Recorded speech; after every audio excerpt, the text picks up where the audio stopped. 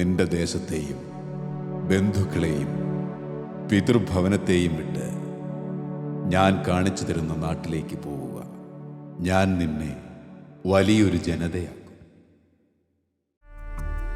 വയനാടിൻ്റെ മലയോരങ്ങളിലേക്ക് കുടിയേറി പാർത്ത ഒരു ജനത ഈ മലനാടിൻ്റെ പല പ്രദേശങ്ങളിൽ ചിതറി കുടിൽ കെട്ടി സ്വപ്നങ്ങൾ വിതച്ചു കാത്തിരുന്നു. അതിജീവനത്തിൻ്റെ കഠിനകാലത്തിൻ്റെ കൈവഴികളിൽ അന്നത്തിനായി അധ്വാനിച്ച് അവർ പുതിയ നാട് പടുത്തുയർത്തി. അധ്വാനത്തിൻ്റെ ആലസ്യം വിട്ടുമാറാൻ ആത്മീയതയുടെ ചൂട് പടർത്തി ഇവർ കർത്താവിൽ അഭയം പ്രാപിച്ചു. ചെറിയ ഒരു ദേവാലയമായിരുന്നു യവനാർകുളം ദേവാലയം. ഇന്ന് ഇവർ കാത്തിരിക്കുന്നത് ഈ ദേവാലയത്തിൻ്റെ പൂർണ്ണതയ്ക്ക് വേണ്ടിയാണ്. സെന്റ് മേരീസ് ദേവാലയം അതിൻ്റെ എല്ലാ ആത്മീയ പ്രൗഢിയോടും കൂടി ഉയർന്നു വരുന്നതിൻ്റെ ചാരിതാർത്ഥ്യത്തിലാണ് ഈ ഇടവക ജനങ്ങൾ. സെന്റ് മേരീസ് ദേവാലയം പുതുതലമുറയുടെ നിറവിൽ നിറഞ്ഞു നിൽക്കും ഒരു പുത്തൻ ദൃശ്യാവിഷ്കാരം. മിഷൻ ലീഗ്, KCYM, മാതൃവേദി, വിൻസെൻ്റ് ഇപ്പോൾ തുടങ്ങിയ ഭക്തസംഘടനകളുടെയും ഒരു കൂട്ടായ്മ.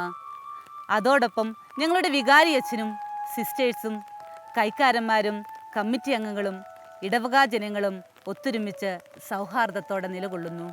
ഈ ഇടവകയിൽ ഞങ്ങൾ കുറേ വർഷങ്ങളായി ആഗ്രഹിക്കുന്ന ഒരു പുതിയ പള്ളി നിർമ്മിക്കണമെന്ന്. അങ്ങനെ ഞങ്ങൾ എല്ലാവരും കൂടെ ആലോചിച്ച് 2015 ഏപ്രിൽ മാസത്തിലും പൊതുയോഗം കൂടുകയും ആ പൊതുയോഗത്തിൽ ഞങ്ങൾ പുതിയ പള്ളി നിർമ്മിക്കാൻ വേണ്ടി ആലോചിക്കുകയും ചെയ്തു. 2015 സെപ്റ്റംബറിൽ തന്നെ ഞങ്ങൾ ഈ പള്ളിക്ക് വേണ്ടി കുറ്റിയടിക്കുകയും 2016 ജനുവരി 30 തറക്കല്ലിടുകയും അന്നു മുതൽ ഞങ്ങൾ നിർമ്മാണ പ്രവർത്തനങ്ങൾ ആരംഭിക്കുകയും ചെയ്തു. ഞങ്ങളുടെ ആഗ്രഹം 2018 ഫെബ്രുവരി ഞങ്ങളെ പെരുന്നാളിന് ഈ പള്ളി വെഞ്ചരിക്കണമെന്നാണ്. അതാണ് ഞങ്ങളുടെ ആഗ്രഹം. അതിനുവേണ്ടി ഉള്ള പരിശ്രമത്തിലാണ് ഞങ്ങൾ. മനസ്സിന് കുളിർമയും മാനസിക ഉല്ലാസവും നൽകി നമ്മെ ആനന്ദത്തിൽ ആറാടിക്കുവാൻ ഇതാ ഒരു കൊച്ചുമിടുക്കി.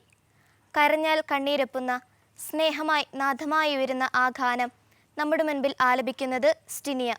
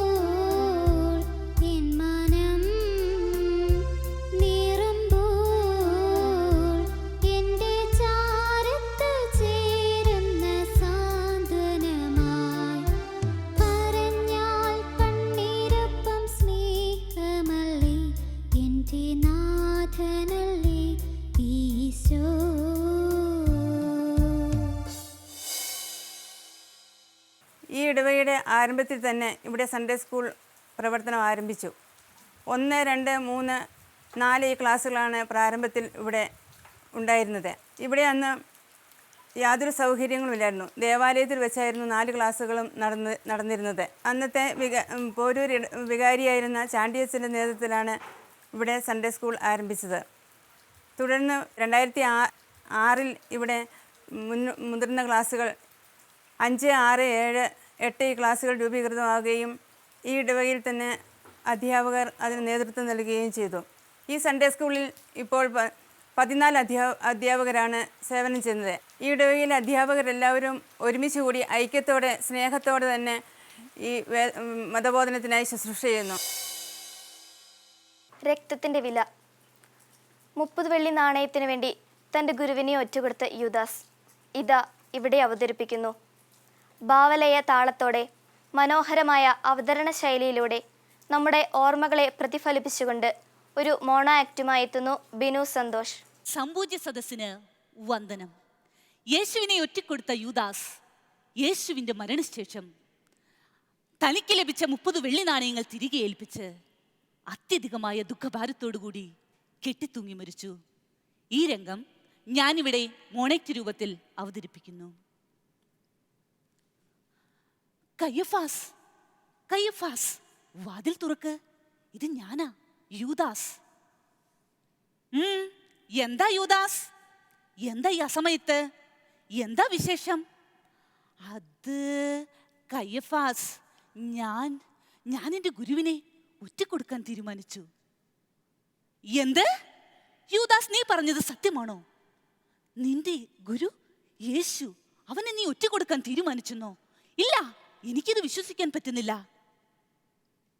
അതേ കയ്യഫാസ്, ഞാൻ എൻ്റെ ഗുരുവിനെ ഒറ്റിക്കൊടുക്കാൻ തീരുമാനിച്ചു. നന്നായി യൂദാസ്, വളരെ സന്തോഷമായി എനിക്ക്. പക്ഷേ കയ്യഫാസ്, എനിക്ക് നല്ല പ്രതിഫലം കിട്ടണം.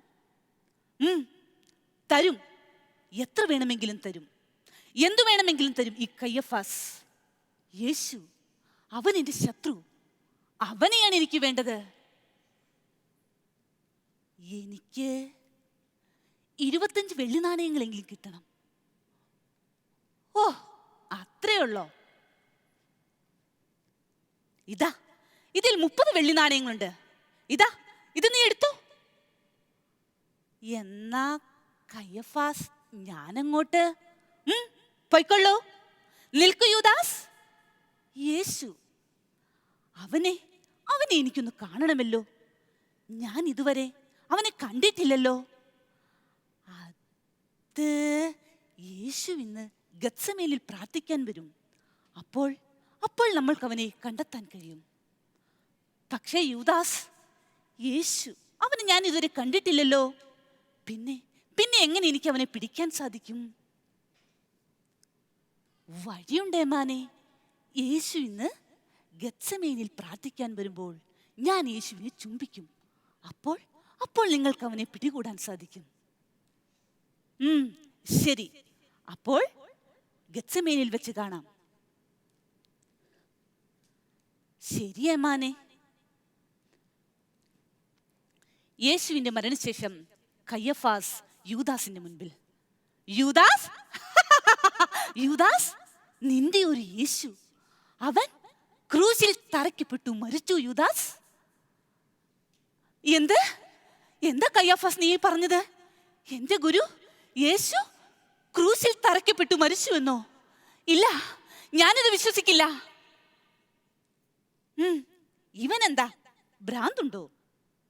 യേശു അവൻ എൻ്റെ ശത്രു, അവനെയാണ് എനിക്ക് വേണ്ടിയിരുന്നത്. ഇല്ല, ഞാനിത് വിശ്വസിക്കില്ല. ഈ 30 വെള്ളി നാണയങ്ങൾക്ക് വേണ്ടി ഞാൻ എൻ്റെ ഗുരുവിനെ ഒറ്റിക്കൊടുത്തു. വേണ്ട, എനിക്ക് ഈ നാണയങ്ങൾ വേണ്ട. പിതാവേ, ഈ പാപിയോട് പൊറുക്കേണമേ. എൻ്റെ ഗുരുവിനെ ഒറ്റിക്കൊടുത്ത ഞാനിനി എന്തിനു ജീവിക്കണം? എനിക്ക് ഈ ജീവിതം വേണ്ട, എനിക്ക് ഈ ജീവിതം വേണ്ട. ഞാനിനി എന്തിനു ജീവിക്കണം? യൂദാസ്, യൂദാസ്, നീ ആരാണ്? നിനക്ക് എന്താണ് വേണ്ടത്? ഞാൻ ആരാണ്? ഞാൻ എന്താണ്? ഞാൻ സാത്താൻ. സാത്താൻ, എന്നെ വെറുതെ വിടൂ. ശാന്തനാകൂ യൂദാസ്. ഞാനൊരു ചോദ്യം ചോദിക്കട്ടെ. നിന്റെ പിതാവ് നിന്നെ ശപിക്കുന്നുവെങ്കിൽ പിന്നെ നീ എന്തിനു ജീവിക്കണം? നീ ജീവിച്ചിട്ട് എന്തു പ്രയോജനം? ഇല്ല, എൻ്റെ പിതാവ് എന്നോട് ക്ഷമിക്കും. അവിടുന്ന് എന്നോട് പൊറുക്കും.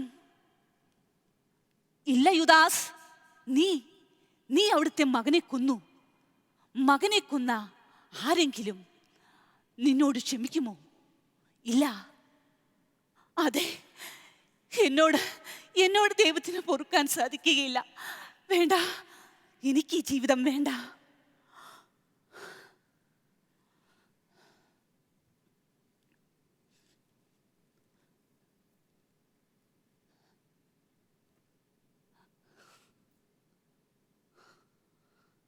യൂദാസ്, നിന്റെ ആത്മാവിനെ നീ എനിക്ക് തന്നു. അല്പവിശ്വാസി, നിനക്ക് ദൈവത്തിൽ പ്രത്യാശയില്ലായിരുന്നു. അതുകൊണ്ട് തന്നെ എനിക്ക് നിന്നെ കിട്ടി.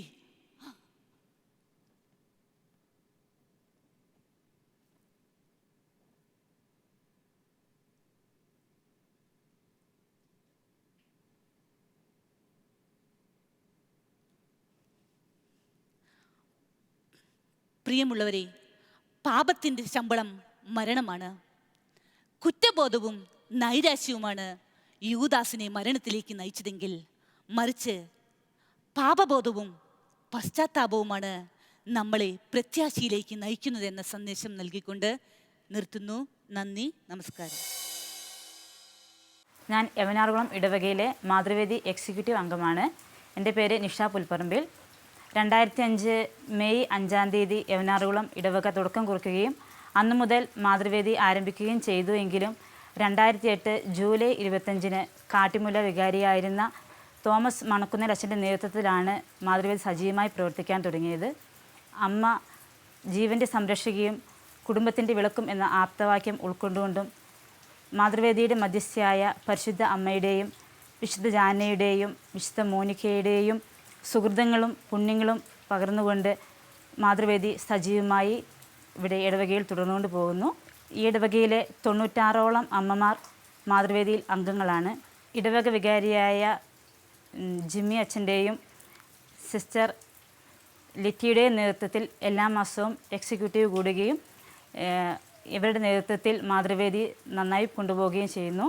ആരംഭത്തിൽ പിടിയേരി പിരിവ്, ജീവകാരുണ്യ പ്രവർത്തനങ്ങൾ, ഭവന സന്ദർശനം ഇവയിലൂടെയായിരുന്നു മാതൃവേദി പ്രവർത്തിച്ചുകൊണ്ടിരുന്നത്. ഇപ്പോൾ ദേവാലയ നിർമ്മാണത്തിനായി എല്ലാ ശനിയാഴ്ചകളിലും കുർബാനയ്ക്ക് ശേഷം ജപമാല ചൊല്ലുകയും എല്ലാ മാസത്തെ 2ാമത്തെ ചൊവ്വാഴ്ചകളിൽ 11 മണി മുതൽ 1 മണി വരെ ജപമാല അർപ്പിക്കുകയും ചെയ്യുന്നതിൽ മാതാക്കൾ പ്രത്യേക ശ്രദ്ധ ചെലുത്തുന്നുണ്ട്. അതുപോലെ തന്നെ വിശുദ്ധ കുർബാനയിലെ വായനകൾക്ക് നേതൃത്വം കൊടുക്കുകയും പള്ളി അലങ്കരിക്കുന്നതിനും പള്ളി വൃത്തിയാക്കുന്നതിനും മാതാക്കൾ പ്രത്യേകമായിട്ട് വരുന്നു. ഇപ്പോൾ പള്ളിയുടെ നിർമ്മാണത്തിന് വേണ്ടിയിട്ടായിട്ട് മാതാക്കൾ വാഴക്കൃഷി ചെയ്യുകയും കോഴി വളർത്തുകയും അതുപോലെ തന്നെ വീടുകൾ തോറും കയറിയിറങ്ങി പഴയ സാധനങ്ങൾ ശേഖരിച്ച് പണം സമ്പാദിക്കുകയും ചെയ്യുന്നുണ്ട്. ദൈവത്തിൻ്റെ അനന്തകാരുണ്യത്താൽ വികാരി അച്ഛൻ്റെയും ഇടവകാംഗങ്ങളുടെയും പരിപൂർണ സഹകരണവും പ്രോത്സാഹനവും ഞങ്ങൾക്കെന്നും ഒരു മുതൽക്കൂട്ടാണ്.